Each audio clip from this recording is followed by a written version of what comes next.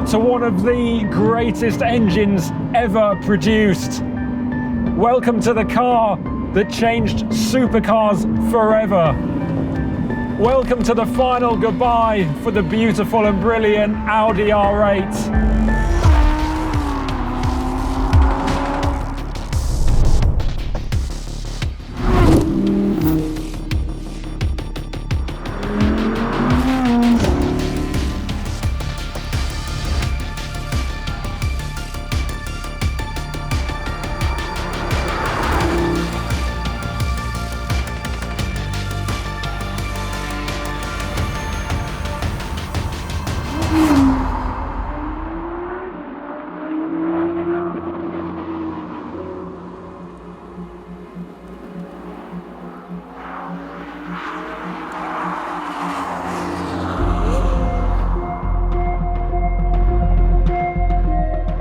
In 2006, the wheels were set in motion for the supercar landscape to change forever. Not because of a new Bugatti or Maserati or even a Ferrari, but because of an Audi. Clearly not happy with its reputation of building very capable but also very boxy saloon and estate cars, Audi looked over its sister company Lamborghini's exotic range of supercars and decided that it wanted a piece of the action. And of course, that made perfect sense for parent company VW, who, in order to spread costs and improve profits, could sign off 2 new supercars that shared much of the same underpinnings. As a result, the Audi R8 was born. Yet, it wasn't until 2009, when the V10 arrived, that its potential was realised and the supercar status quo was changed overnight. We all have our own memories of the Audi R8, and I think one of my earliest was many happy evenings spent driving this car on Forza Motorsport 3, on my Xbox 360, and I just remember that the cover of that game had a rear 3/4 shot of a silver Audi R8 V10, and it was just so appealing. It looked mega. And now, 15 years on, and this car is every bit as good as I hoped it would be. Supercars were not supposed to be without compromise, yet somehow this was, and it still is.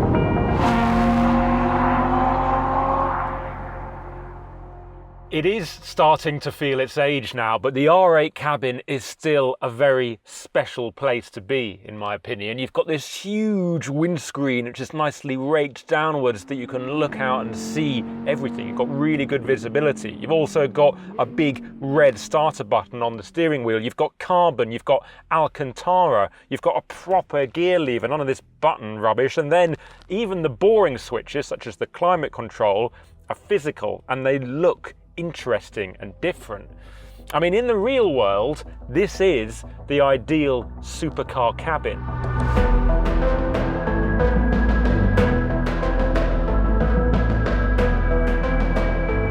Yes, other supercars can do that too, but what's incredible about the R8 is that this cabin is barely any less usable than an Audi A3's.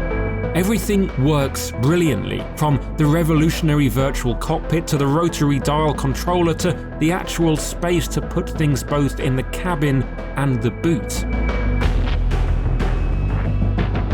The reason the R8's interior is so usable is because Audi has put decades worth of everyday car know-how into building it, something that other supercar manufacturers simply can't do. They don't have the experience, and in the vast majority of instances, it shows. That's not the case with the R8. Driving this car around at normal speeds with the gearbox in automatic and the suspension in its softest setting, it's hard to believe that you're actually in a V10 supercar. And this is in 2024.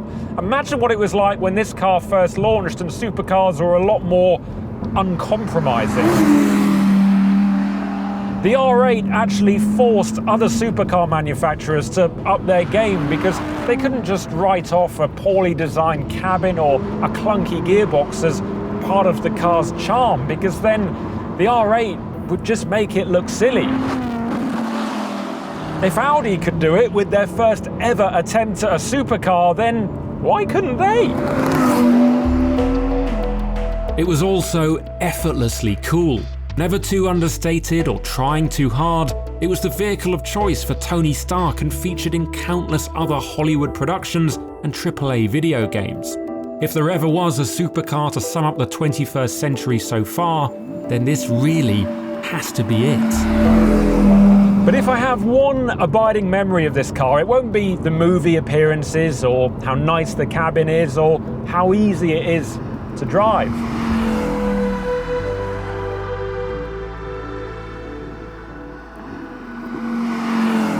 No, it'll be the engine. Oh my.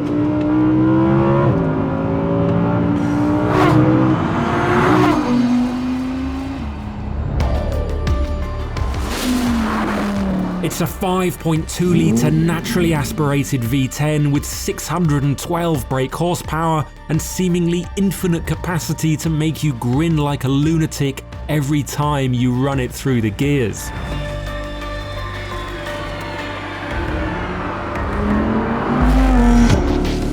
It's the kind of sound that is so unique, so distinctive, that if there's anyone that has even a passing interest in cars 20 miles away in Swansea, they will know exactly what I'm driving right now. Only a real issue with having an engine like this one is that it does take you a while to get anywhere, because every time you go through a tunnel, you just want to go back again, and then maybe again after that. Kind of defeats the point of having over 600 horsepower. Believe it or not, the pre-facelift R8 sounded even better before mandated particulate filters came in and quietened things down a bit. But even so, the R8 is still one of the best sounding supercars on the road today. And with an engine as evocative as this one, Audi could have gotten away with making the R8 handle like a Carnival cruise liner, but you know what? It doesn't.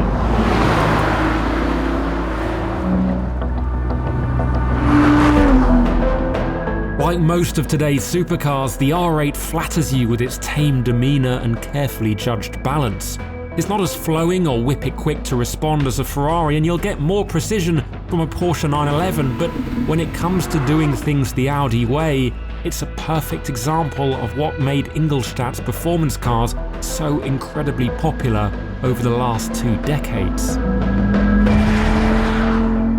But I gotta be honest, since this is the last video about the R8, the steering feel is not what it used to be. It's definitely gone downhill. It's quite heavy, and I'm not getting really much at all in the way of feedback from the road underneath the tyres. Supercars aren't usually known for steering feedback, but even by that standard, it's not great.